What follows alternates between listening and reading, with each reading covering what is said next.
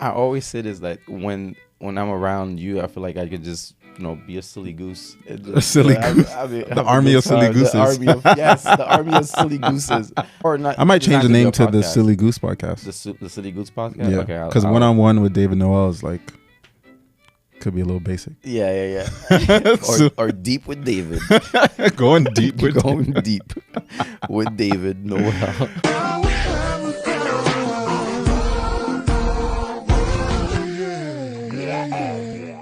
All right. We here with Christian Lexima. That's me. How's it going, the bro? One and only. I'm doing great, man. Literally, the one and only. You can Google it too if you want. There's only one Christian Lexima one Christian in the world? and the whole world. In the globe? And the whole world. Okay. As far as I know. All right. Well, normally I would jump right into the topics, but I've been getting feedback that people want me to give intros. Introduction, okay. Because people are watching, clearly. Yeah. So I will tee you up. So... Okay. For my audience, we're here with Christian Lexima Esquire. Which camera should I be looking at? You can look at this one. This one? You can look at this one. Cool. And that's me right there. Okay, cool. So if you want to look directly into the blank. eyes of, if you want to. All right. We're here with Christian Lexima Esquire, who's a senior attorney at Demesmin Dover Law Firm. He earned his law degree at the historically black Florida A&M University, FAMU, College of Law. Hey. Christian is a current member of the Florida Bar Association. He's fluent in Haitian Creole and French. Mm-hmm. When he is not in the office, Christian spends his free time practicing yoga, cycling the scenic routes of South Florida on his road bike, bodybuilding, and exploring new music through DJing. Christian Parnell Lexima. That's me. Welcome to the show, bro. That's me. That's your boy. How you feeling? What's going on? How you doing? Great, man. It's been a good couple of weeks, good couple of months. I'm blessed. I'm feeling good. Yeah. Well, I'm very happy to have you on here. It's definitely been a long time coming. I know. We've known each other for a pretty long time since college. You moved back down here 3 months ago? Yeah. Well, probably 6-7 months ago in November. And we had to schedule this in order for me to see you. And then you work 20 minutes. And I literally worked 20 minutes away from where you are. What is going on? Yeah, we had to meet here. But I'm glad we're finally here. We can catch up. Yeah. And, so the purpose of these podcasts, there's certain people in my life I really enjoy talking to, and I think that just in general, people have very surface level interactions. There's depth missing in the interactions that you have with people, and so you're one of my favorite people to talk to, and we can literally talk about anything. Yes. We can be ourselves, and so I definitely want to spend this time just going deeper and just learning more about your life, your upbringing. We could talk about college, aka Asai. We could talk about work. We could talk about music. We can get weird if you want. I'm always down to get weird. All right. So let's start with growing up Haitian. So in your bio, you said you speak Creole and you speak French. And I believe you were born in Port-au-Prince. Yeah. Right. So let's talk about your upbringing. What was it like growing up in Haiti and then coming to America? Well, I moved here, when I say here, Florida, in 2001. Actually, December 2000. So I was 10, turning 11. And so I barely spoke English when I moved here. I only learned English through watching TV, watching cartoons. And we used to put the closed caption on the TV so we can read along and try to learn and understand watching South Park, which is probably not the best. South Park? That's how you learn English? Yeah, that's how I learned English. Wow, Cartman taught you English, huh? Yeah, Cartman and Kenny. But no, I watched a lot of the TV to learn a little bit of English and the American culture as well. It was still, a culture shock. I used to visit back and forth when I lived in Haiti. Okay. United States, I had family down up here. And but living in Florida, it was a nice transition because most of my I had a lot of cousins here, a lot of aunts and uncles. So even though I moved to Florida, still felt like I was in Haiti in a sense because I was still surrounded with a lot of Haitians, which was great. Yeah. But I was fortunate enough also to have a family that pushed education, and also they kept the culture. They spoke Creole and French at home, so I always spoke Creole and mostly Creole and French. It's funny, every time I have a conversation with my parents, it's always all three languages at once. English, French, and Creole. Yeah. Every time, almost every single conversation. But what also helped with me like excelling in Creole and French is in college, actually even before college, almost every job I had, there was always, Haitian clientele, Haitian clients. So I was, that was the demographic of people that I dealt with. So I had to not only continue speaking Creole, but speak Creole in a more professional, I guess, way. Not just, speaking Creole with your friends, which is, I guess, slightly different. Just like, when you speak English. So like business Creole? Yeah, business Creole, I guess you could say, like a okay. professional way, which was interesting. So I kept the Creole. I that's why even with my siblings, comparatively, I'm actually curious. Like when you came to America, what was the perception of Haitians? Like right now, it almost seems like it's cool to be Haitian, but like back then, like did you feel pride in being Haitian, like in your interactions with people, like in school? Yes, I never had an issue. I was always proud of being Haitian. I was always, willing to teach also about other people about my Haitian culture, things that they probably didn't know about. And so there are so many different connections between Haitians and Americans as well, or Haitians and other countries, like Haitians and Jamaicans, and Haitians and Colombians, Haitians and Floridians. So I was trying to make connections because everybody has something in common. So I was trying to find like something that can bring us together, and then we can learn from each other. So like Haitians have diakole and Jamaicans have rice and peas. We got the good rice. They have the. But y'all got the oxtail, that's for sure. Y'all got the oxtail fire, but y'all can mess with the Haitian rice. I'm sorry, Haitian rice is just top tier. That's actually like I want to take a tangent on that. Like it's so interesting how each one of the cultures has, like, we're different, but we're all the same at the same time. Like, for Haitians, we have the pates, and then Jamaicans have patties. The beef patties, yeah. We got banan peze, and then Hispanics have tostones. Tostones, yeah. Exactly. Yeah. So we're different, but we're all it's like different spices. Exactly. Yeah, they use whatever is in the island, I guess. Yeah. But I mean, maybe I'm biased, but I think Haitian food is the best food compared to everybody else. What's your favorite Haitian food? Favorite Haitian food is actually not even that Haitian. It's lalo, which is actually not from Haiti. I forgot exactly where it derives from, but they cook it in Haiti. Obviously, the dish itself is Haitian, but the leaf is not from Haiti originally. That's my favorite. Lalo with put some crab in it, some beef with white rice, black beans. I can eat that every single day. Yeah, that's my favorite. I don't think I've ever heard of that, and I don't even like if there was a lineup of Haitian foods, like I'd probably have to. Wait, you don't know what lalo is? I don't, bro. What? You don't know? What? Oh, okay. I mean, I know grill, I know legume, I know. It's so funny when somebody doesn't know something. Like, wait, you don't know it? And exactly. Right. Wait, you don't, for real? You don't know it? It's like you're getting offended. But no, lalo is.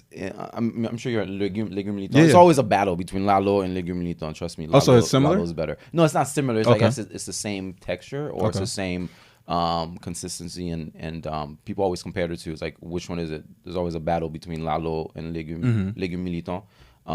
But I prefer lalo. Okay. For sure. Okay, cool. I know Sab and I always have a debate about that, but I think I'm bringing her to the lalo side little by little. Do you have a recommended Haitian restaurant spot in South Florida? Well, they have my wallet every single weekend. Chou Black restaurant. Chou Black. Yeah, Chou Black restaurant. I don't eat out that often. Okay. Especially my mom's a chef. She's a caterer, and so I grew up eating great food. Like, I'm surprised I'm not obese because I eat so much. So I never really ate out, like especially Haitian food, because my mom's Haitian food. But now I don't live that close to my mom anymore. Obviously, it's been years. So every now and then when I want some Haitian food, I go to Chou Black, which is actually in Plantation. Okay. Or Sunrise rather. It's so good. Yeah. They have like the best dishes. And on Saturdays they have bouillon. Every Saturday you can get some bouillon. Every Sunday you can get some soup. And they have different, lalo. They have legume militon. They have. It's like I'm doing an ad for Chou pretty right much. Now, pretty much. I go there like every weekend. I know they know me my name as soon as I call. Like, oh, c'est Christian. I was like, yeah, and I order and they already got it ready for me. So. Yeah. And you mentioned that your mom is a chef. I think I did see that you grew up with parents who are entrepreneurs. So just seeing your parents kind of making their own way and, taking risks and going out on their own, like how did that impact you? Like what did you learn from them? Well, I learned a lot. There's a lot of risk involved for sure when you're an entrepreneur. My dad is a business owner. My mom is a business owner. They when they moved here, they weren't business owners yet. They kind of, first they wanted to create a foundation. So my dad went back to school. He was already a doctor in Haiti, but it didn't transfer here as far as, him having his medical degree. So he had an option. He did public health doctor, but he was I don't know if he ever practiced medicine, to be honest. I don't know how to think about it, because he did he worked in the public health sector and on epidemic diseases. So he used to go and study different areas and do research on what the epidemic diseases are in those areas and trying to find solutions to resolve those issues. You good, man? Should I be wearing a mask? Let us talk about pandemics. Yeah, I'm coughing. But and so when he moved here, he decided to get a master's in public health. And while he was doing that, fortunately, his sister had a school, like a nursing school, and they wanted to start a home healthcare registry, which basically hire the nurses that they are teaching, like the CNAs and HHAs. So while my dad wasn't getting his master's, he was also helping start the home health or the nurse registry. Okay. So they started that, and then even though he got a master's in public health, he even had a job in that field. The registry started to pick up, and it was doing well, and he saw the projection of it, so he decided to just pursue that, and then it's been going on for 15, 20 years now or something. Okay. My mom, same thing. As soon as she moved here, she decided to go back to school, so she went to culinary school and also started making contacts, because when you're a caterer, it's all about contacts. So and a lot of the connections that you make bring you clientele. So she started doing that in the Haitian community, and over time she started having a base, and then most of her clients are word of mouth. She doesn't really do a lot of advertisement, but I learned a lot from them as far as taking risks. You gotta think outside the box. You have to take a risk. You have to plan. You have to just swing with the what is it? Swing with the punches. I'm sorry, I'm not from here. What is the term? Swing with the punches. Roll with the punches. Roll with the punches, or yeah, you know what I mean. Yeah. Swing with the punches. Okay, so growing up, you saw both of your parents do business, and we can fast forward. I know that you studied business in college. Yeah. What a segue, right? I know, right? This guy. Do you like podcasts or something? Yeah, just on my free time. Yeah. So let's talk about college. Let's talk about just what your experience there was. Like, what was your decision for studying business? And then I know that you led Club Creole. You were part of CSA, so the Caribbean Student Association. Yeah. Clearly, you have shown pride for the Haitian culture all throughout your entire life. So let's talk about that, and then after that, we can move into reminiscing about AK Asai. Okay. So I think that business isn't everything. I mean, any field that you go in, there's always going to be some sort of business aspect to it, or selling aspect to it. If you're a doctor, I mean, you have to, if you're going to work at a hospital, or you have to do an interview, you have to sell yourself. Even if you have a patient, if you have your own practice, you have to have good bedside manner and keep your patients as well. Same thing if you're an accountant. You have different businesses that you're working with. If those are your clients, you have to sell your business. You have to it's always a business involved. So I think having a business degree definitely helps create foundations and how to deal with certain things, and also how to manage people as well. That's a very important feature and aspect of having a business. But what was your question again? Just like your college experience. College experience was great. I mean, I definitely enjoyed my time in college. I made a lot of connections. I still talk to some of the people now, like you, for instance, because we met like 10 years ago. Can't believe I was 10 was it 10 11 years ago? 20? No, more than that. 2012? Yeah. Wow. All right, we got to do some quick math. Yeah, 12 years ago. Yeah. Wow. Yeah. No, even more than 2012. It was like 2010. 2010. Oh, yeah. Because you 14 years ago. Yeah. Spring 2010? Yeah. Yeah.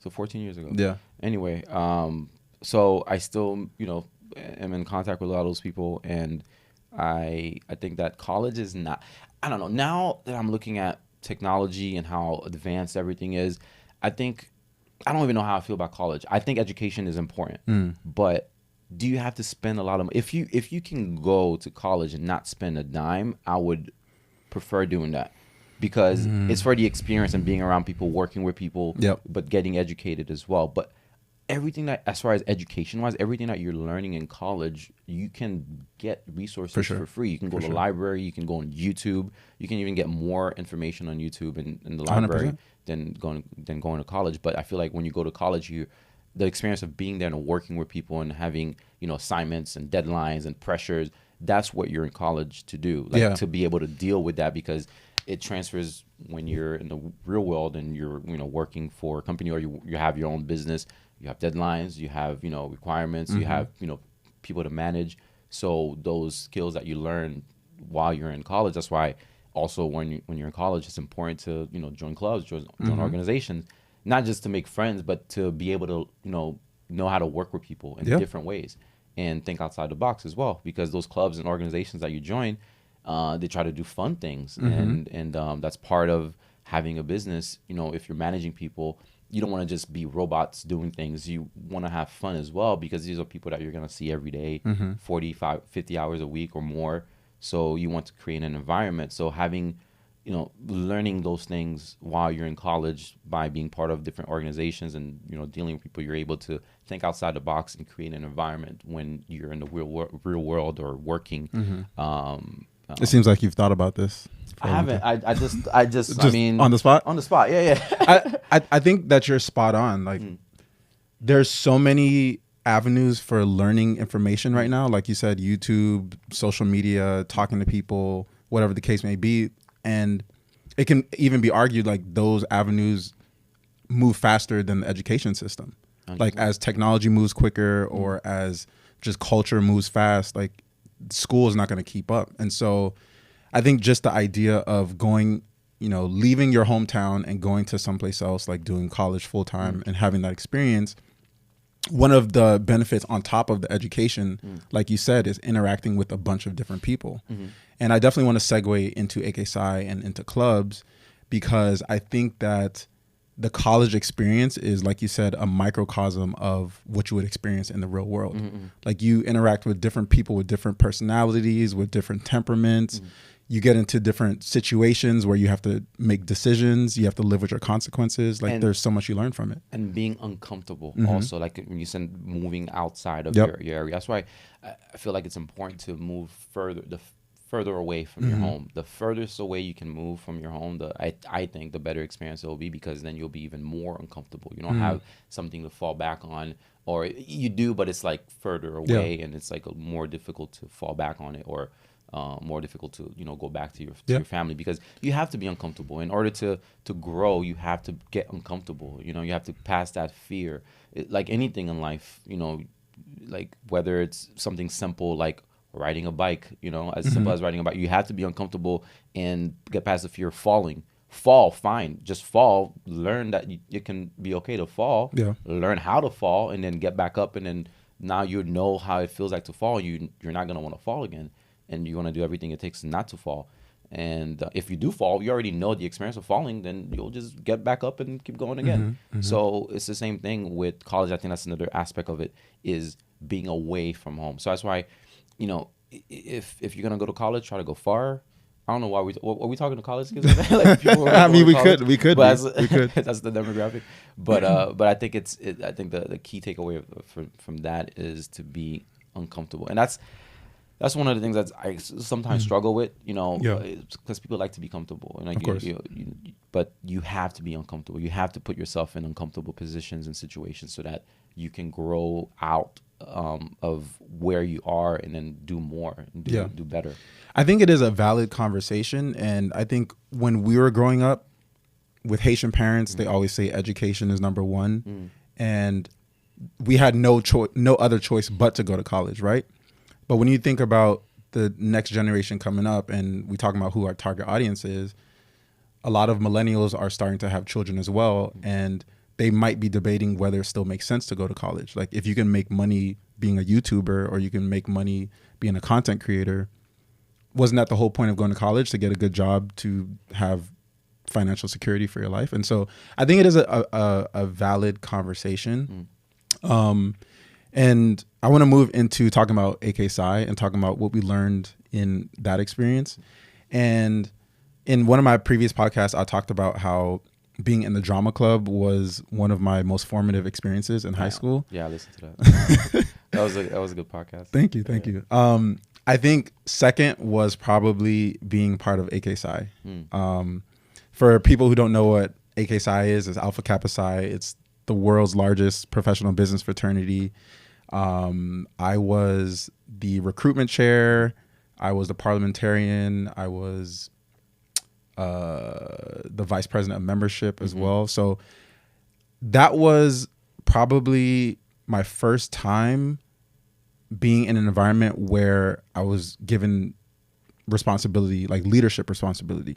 So making decisions on behalf of an organization, bringing people in, coming up with campaigns. The meetings that we had almost felt like we were in a Congress, like with the pros and cons and like making decisions, voting, all those things, dealing with different personalities, people who really took the organization serious, like almost they felt offended if you did something and they took it very personal. I think there was so much to learn about that, and that's actually where we first met. I think we met at like an ice cream social. Yeah, it was frozen yogurt. Frozen yogurt, right? Right there on what is it, McCulloch? McCulloch, yeah, next to the Publix. Yeah. And I think at that time when we first met, I think maybe I saw you around campus, but I think just my my impression of you was like, there's this cool kid who's like come and be part of AK Asai, and then you joined, and then I think we clicked immediately. Yeah, we did. So yeah, I would love to hear what your experience was with AK Asai and just what has been the impact for you to this day. Yeah, AK Asai definitely left a big impact on my life, and what I gathered from it a lot is a lot of transferable skills. For instance, I mean, as an attorney, part of my job is sometimes to sell, because or our firm, actually, we do things a little differently.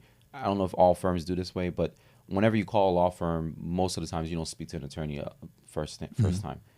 Usually speak to either a paralegal or maybe like an answering service or somebody that you're not going to get advice from right then and there. So we do things a little differently. As soon as you call, you get a receptionist, and then they put you through an attorney for a consultation immediately. So the first person the second person I guess you get to speak to is an attorney. And that conversation is basically selling as well, because I have to basically make them understand that I know my stuff, understand where they're coming from, understand their needs, and also tell them, like, basically explain to them how I can help them and sell my services to them, but in a way where it's not like hire me. It's not like it's not a pushy salesman. It's not a pushy salesman. I don't want that. I don't need your business. I would like to help you, but I want you to want me to help you. Right. So a lot of that, it comes with, you have to have some charisma. You have to know how to speak and how to also listen. How to listen is very important. So during AK Asai, I know that was part of the process. Is you're tabling every week. That was a fun part of it, because at first I grew up pretty shy. Like when I was younger, I was very shy. I'm still a little shy now every now and then, but I grew out of it even more when actually I grew out of it first. I started growing out of it when I learned how to do ballroom dancing. Really? Back in junior year in high school. Okay. I started ballroom dancing, and that was fun. And I still know how to do a lot of the moves. I'm sure you see me on the dance floor a couple times breaking down salsa, merengue, and all that stuff. And of course compa as well. But AK Asai also made me come out of my shell even more, because now I had to force myself to go out and speak to people and just walk up to a random person and start having a conversation.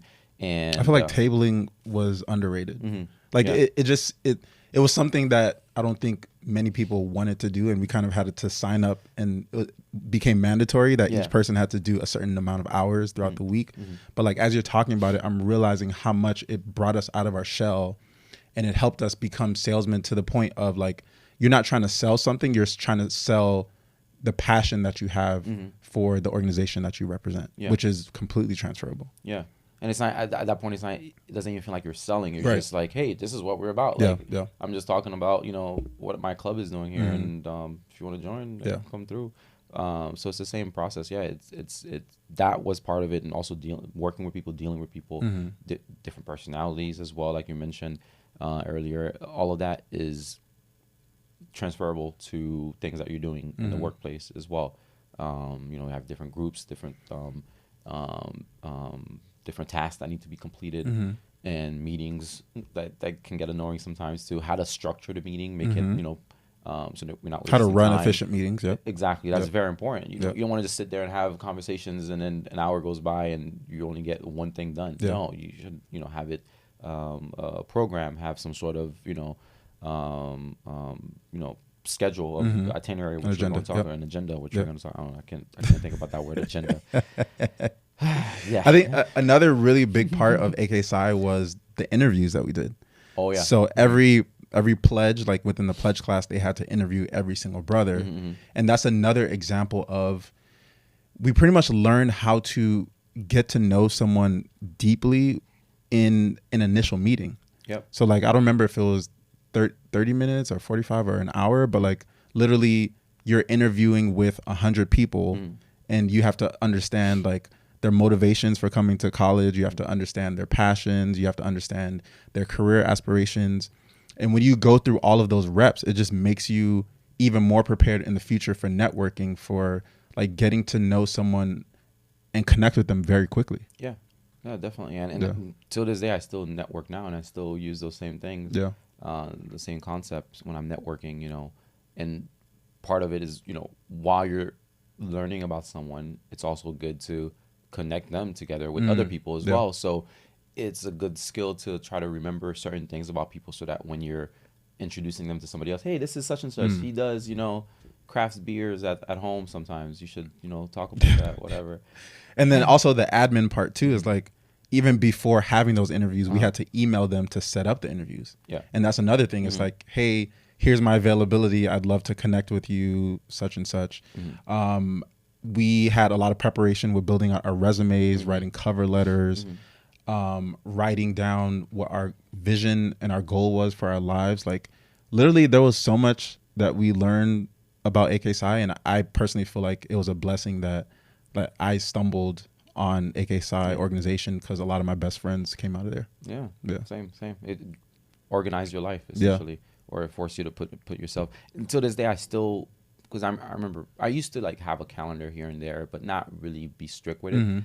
But in AK Psi, kind of part of it was creating a calendar. I think I don't remember if there was, or if I just had to do it because we were so busy. Yeah, we were so busy. We had so much juggling, so much. Yeah. Till this day, I still use a calendar, like a Google Calendar. Everything is on my Google Calendar. From what time I wake up, what time I go to the gym, what time I go to work. All of that is on my calendar, so that if somebody wants to hit me up and hang out with me, I'll just let me check my calendar and I'll put them in like this. They wouldn't think that meeting- you're pretentious. Like, oh, can you pencil me? Yeah, in? yeah. Let me check my schedule. Let me check my calendar. No. Like even today, this meeting I put on my calendar, and I try to be as detailed as possible. Put the location, the time, so that I know exactly where I'm gonna be when I need to be there, and who I'm meeting with. Yeah. So we talked a lot about the skills that you learn in AK Psi, and I think you gave a little bit of preview about what you currently do as an attorney. So I want to move into that and understand, because you studied business, but then you moved into law. So I'm curious what happened that kind of bridged that gap, and then we can move into the type of law that you practice. So when I was in undergrad, I was looking for summer internships, and I got my first summer internship working at a law firm, and I liked it. I like working with people. Actually, it was around the earthquake, when the Haiti earthquake happened, and there was TPS for Haitians. Okay. So there was a new law that allowed Haitians to have temporary protected status. So there were a lot of Haitians applying for that. And I worked with this law firm that did immigration, and they had a lot of Haitian clientele. I spoke the language. This is also where I started to excel in my Creole speaking, because now I was in a position where I had to speak to a lot of Haitians in Creole, and so I was already started working in the legal field from there. That was an immigration law firm. Gail C. Ram was the attorney's name, and from there, I worked with her for about a year or so. Excuse me. You good? Yeah, it's rubbing off. And then, and then so the following, actually through AKSI, I got another internship for the following summer working at a different law firm that I did workers' compensation and also personal injury. I worked there for another year, learned a little bit about that as well, and then I went back and worked at a different law firm. I was always working at law firms. Like it's just opportunities just came about and it looked interesting and I was interested in it. So I was always, gravitating back to working in the legal, field, even though I was in business. And I wasn't sure what exactly I wanted to do when I was done in undergrad, which is horrible. Like when I look back, I'm like, how are you gonna go to 4 years in undergrad and not know what you want to do with your life? So after I graduated undergrad, which happens. I mean, people. I'm sure, like, I don't know what the percentage is. I'm gonna make up a number here. Like 70% of people, I'm sure, graduate and have like no job lined up already. So after I graduated, again through a networking opportunity, I got a position working at a law firm. Where I started working at the legal aid of Palm Beach. And again, a lot of Haitian clientele as well. I was doing fair housing rights and also immigration and other aspects of anytime they needed somebody that spoke Creole as well. I was there for the other departments, so it gave me an opportunity to not only work in the departments that I was already working or assigned to, but also learn from other departments because I was proficient in Creole. And from there, while I was working there full time, that was my first full time job out of law school. Out of undergrad. I started seeing what the attorneys were doing. I'm like, I can do what they're doing, and through talking to them and getting some pointers from them, I was like, let me apply for law school. So after working for about 2.5 years, I applied for law school. Went to law school around 2015, graduated, and then took the bar, passed the bar, and then here I am. Working as an attorney. It's been okay. So let's talk years now. Let's talk about Demesmin and Dover Law Firm. I think for anyone who lives in South Florida, it's impossible to not hear the ads when you're driving in your car on the radio. Yeah, I don't even listen to the radio, but I know everybody's heard it. Yeah. So let's talk about that. Like, what kind of law is involved with that office? Well, we started off with just doing PIP, which is, I'm not going to bore you exactly what PIP is, but I'm sure you probably heard of no fault, like Florida, no PIP, fault. Personal injury protection. Yep. So if you have car insurance in Florida, you have PIP required. Okay. It's basically some coverage that helps you if you get in an accident. Your own insurance is required to pay for your bills. So we started off with just representing the providers, so chiropractors that you go to when you have an injury from a car accident. Those chiropractors, they bill your insurance company, and your insurance company, because of PIP, pays the chiropractor. Okay. Sometimes the chiropractors don't get paid by the insurance company. So we come in and then we look at the cases of the chiropractors not getting paid, and we sue the insurance companies for not paying the chiropractors. And then from there, we get paid through attorney fees from the lawsuit. Because what are some reasons why the insurance company wouldn't pay the chiropractor? Different things, like maybe there was sometimes there are a lot of different issues. Sometimes it's because they paid them $120 and it was supposed to be $140 for that one service, right? But you have to think about it. That one service was done 20 times for that one patient. Every single time they go, they only get paid $120. They're supposed to get paid $140. That's $20 every single time for that one patient. You have 10 patients doing the same thing. That's a lot of money over time. Yeah. So we sue them for basically collections in a way. Okay. Where in a sense, but other aspects too. Like for instance, maybe they might say there was a material misrepresentation when the person purchased their policy. They did something on their application that misrepresented them as a patient. I mean, that's that sounds more complicated. It is basically they lied in their application. Okay. Sort of thing.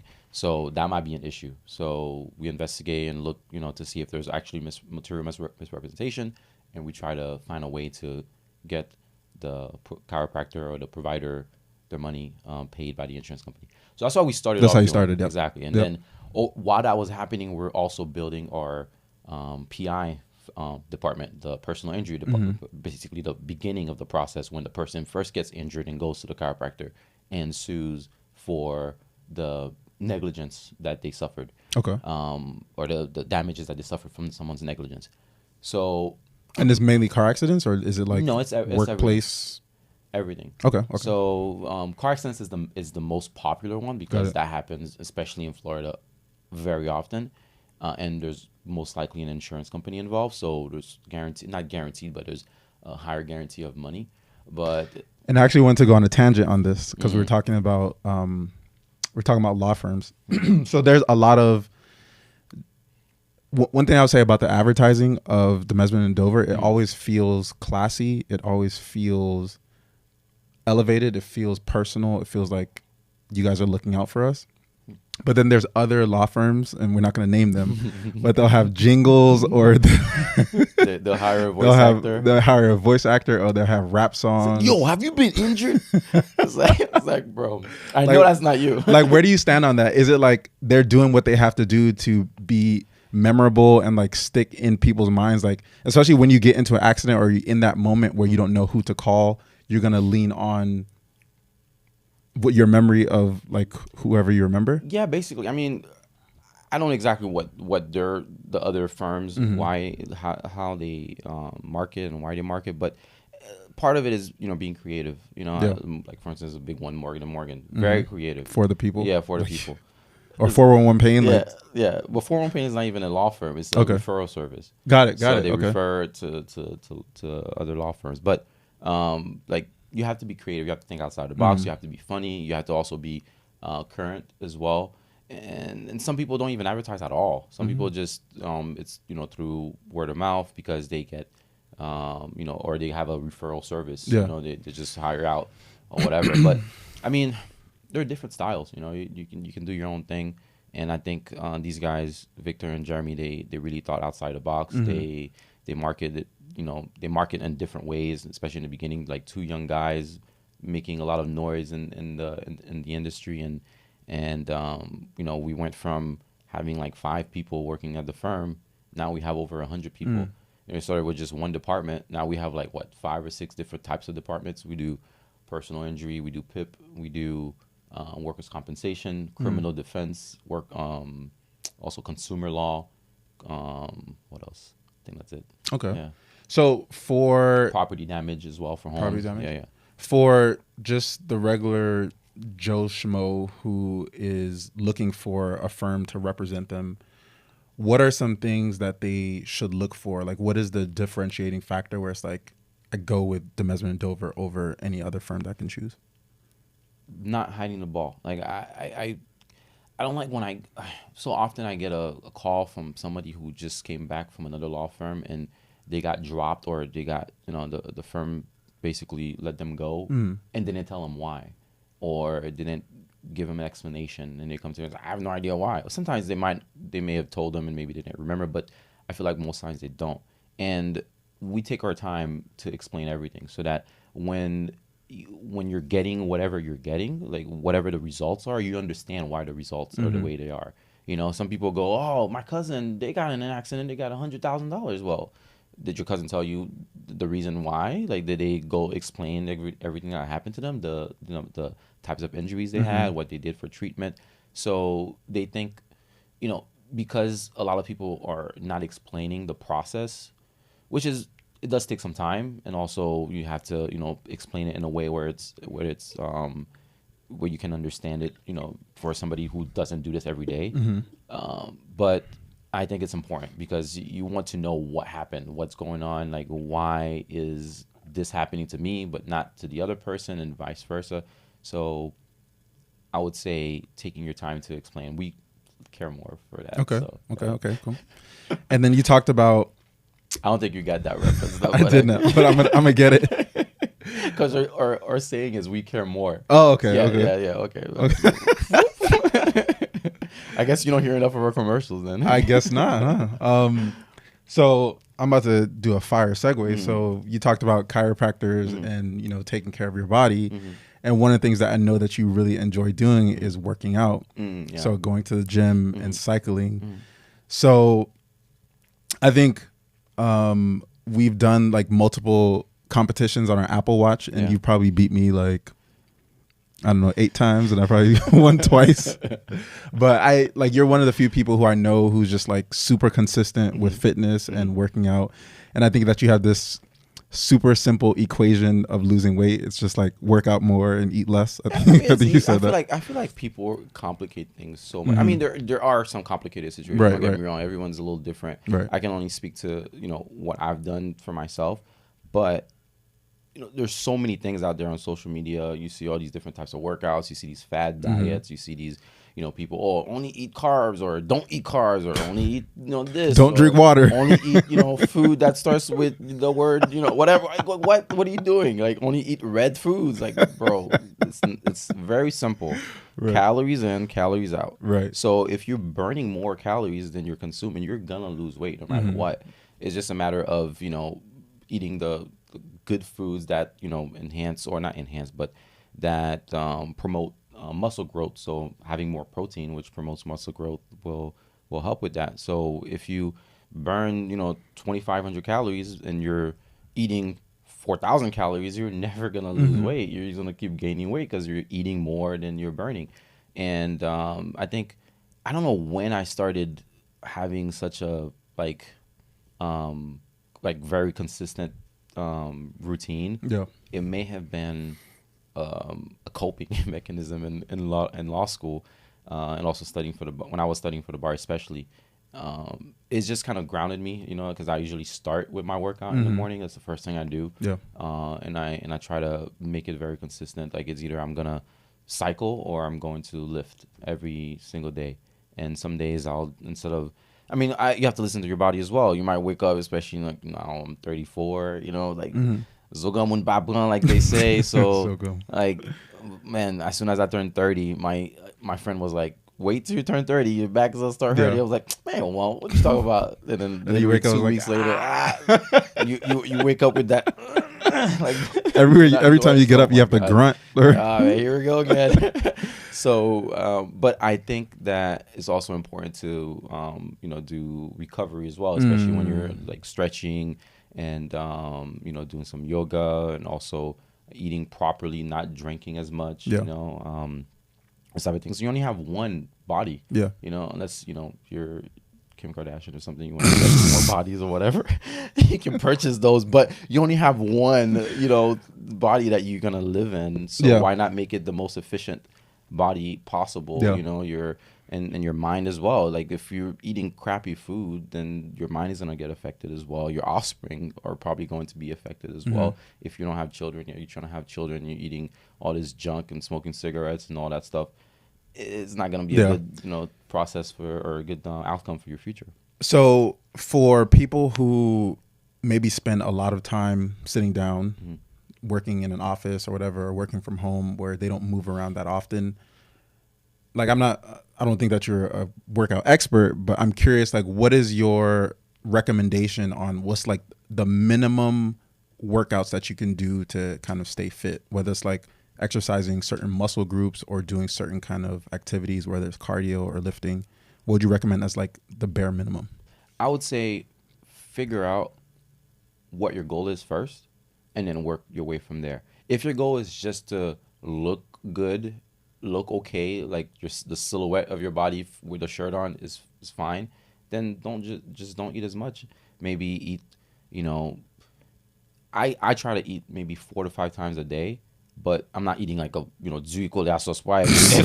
every meal, you know what I mean? But I'm eating like a steak, and I try to eat at the same time also, because your body gets used to it. Yeah. So automatically, like 12:30, my stomach is like, all right, where's the food at?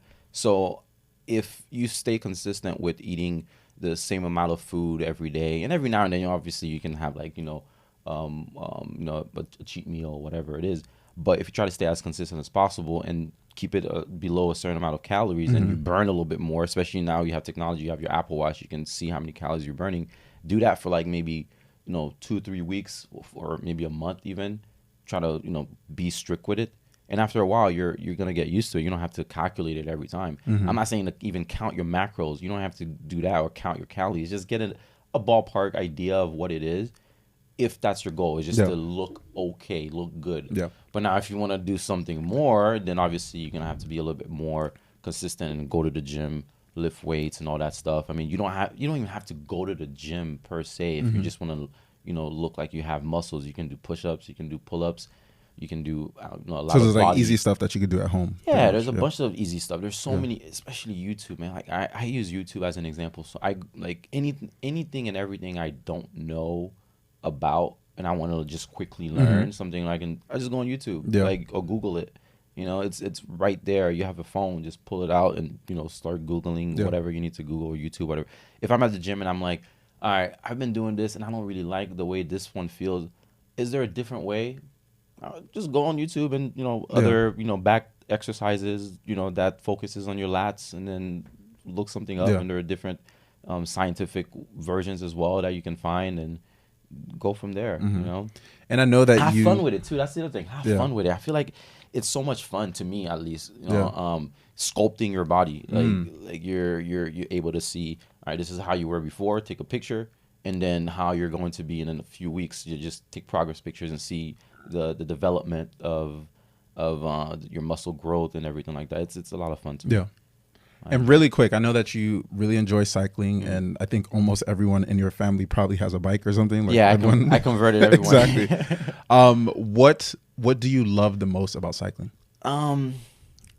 Actually, it was funny the other day when I was I usually meet with a group, and after when we depart, because everybody meets there, and then we usually ride a route, and then we ride back home. On the way home, we usually separate and everybody goes home. When everybody was separated, I was like, all right, see you guys. Everybody else, see you guys. I was like, damn, I feel like a kid. I feel like I'm a kid again. It's like, all right, see you later. See you next time, Johnny. So I feel like the best thing about cycling is feeling young, the youthfulness of it, and the freeness of it as well, because you're out. I mean, if you're cycling on the road, you're out on the road, and you're hearing the birds chirping, you see the sun rising, because I go pretty early in the morning before the sunrise. So by the time I get home, the sun is rising. It's like beautiful fresh air, the wind blowing in your face. I love that part. I also really like the numbers aspect of it as well. So I'm a numbers guy. That's why I have the Apple Watch. Probably burn so many calories. I burn like every morning before 7 o'clock. I burn like 2,000 calories. I literally get the notification on my watch every single time. I burn like 1,500 to 2,000 calories. That's probably why you beat me so much on the competition. Yeah, that's why I increased my goal. I make sure let me make it fair. Yeah, I won't make it like that's I will make it fair. But so I like the numbers. I like to see how fast I do certain segments, or how fast I did the ride, or how much power I exerted, because I have a power meter on my bike.